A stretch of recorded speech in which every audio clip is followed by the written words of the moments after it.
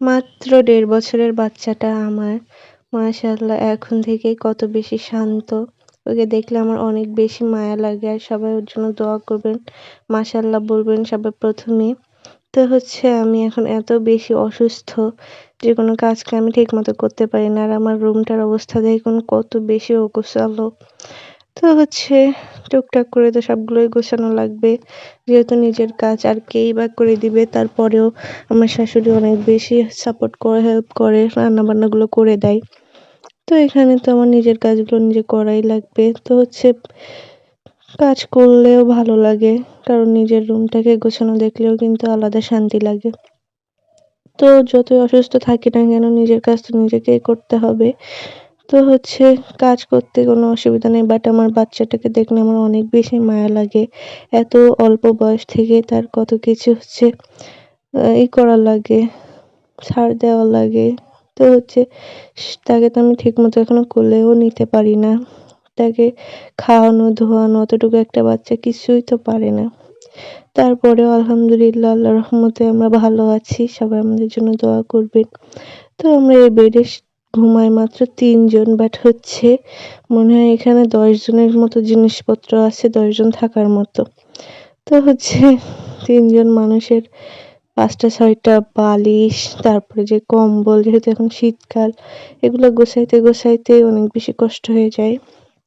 তো তারপরে এখানে হচ্ছে ঘর গোছানোর সময় দেখি হচ্ছে এই আমলকিগুলো অনেকটাই নষ্ট হয়ে গেছে। এগুলো আমার হাসব্যান্ড এনে দিয়েছিল খাওয়ার জন্য। বাট এখন নষ্ট হয়ে গেছে, কিছু করার নেই, ফেলে দিতে হচ্ছে। তো বাইরের পরিবেশটাও মাশাআল্লাহ অনেক বেশি সুন্দর ছিল। তো সকাল উঠে আমি বেড-টেড গুলো গুছিয়ে নিয়ে সুন্দর করে এবার রুমটাকে ক্লিন করব। তো হচ্ছে একটা পরিবারে কিন্তু সকাল থেকে অনেক বেশি কাজ থাকে। বিশেষ করে আমরা যারা বিবাহিত আছি তাদের আর যাদের বাচ্চা আছে তাদের তো কথাই নেই। তো হচ্ছে আমারও একটা বাচ্চা আছে। সে অনেক বেশি দুষ্টামি করে তারপরেও অনেক বেশি আল্লাহ ওকে ধৈর্য দিছে এত অল্প বয়সেই। সবাই আমার বাচ্চাটার জন্য অনেক বেশি দোয়া করবেন। আমার শরীর এতটাই খারাপ যে হচ্ছে আমি ভয়েস কভারও দিতে পারছি না, কষ্ট হচ্ছে। তো আপনারা হয়তো আমার ভয়েস শুনেই বুঝতে পারছেন। আর দেখুন কতগুলা হচ্ছে ময়লা ছিল আমার রুমের ভিতরে।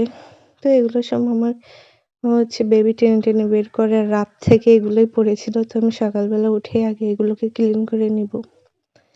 এই তো সুন্দর করে রুমটাকে ক্লিন করে নিচ্ছি। আর সে কিন্তু খেলাই করছে। সে মাশাআল্লাহ একা, একা অনেক বেশি খেলাধুলা করে বাট খেতে চায় না। সবাই ওর জন্য অনেক বেশি দোয়া করবেন যেন একটু খাওয়া-দাওয়া করে। জানি না তার খাওয়ার প্রতি কেন এত অরুচি। তো কার বাচ্চার এরকম অরুচি অবশ্যই কমেন্টস করে জানাবেন। আর আমার ভিডিও ভালো লাগলে অবশ্যই একটা লাইক দিতে ভুলবেন না। তো এই তো এটা আমার শাশুড়ির রুম ছিল। আর এই তো আমার রুম প্রায় ক্লিন হয়ে যাওয়ার পথে। তো এই সাইডে কিন্তু আমাদের গরুরা থাকে আর এই সাইডে আমরা থাকি। আপনারা হয়তো যারা রিলস দেখেছেন অবশ্যই দেখতে পেয়েছেন। তো এই তো আমি এবার সুন্দর করে ময়লাগুলো ক্লিন করে এগুলো ফেলে দিব। দিলেই কিন্তু হয়ে যাচ্ছে। তো আমার ভিডিও যদি আপনাদের কাছে ভালো লাগে অবশ্যই একটা লাইক, কমেন্টস করবেন, শেয়ার দিবেন। আর কে কোথা থেকে দেখছেন অবশ্যই কমেন্টস করে জানাবেন। সবাইকে আল্লাহ হাফেজ আজকের মতো।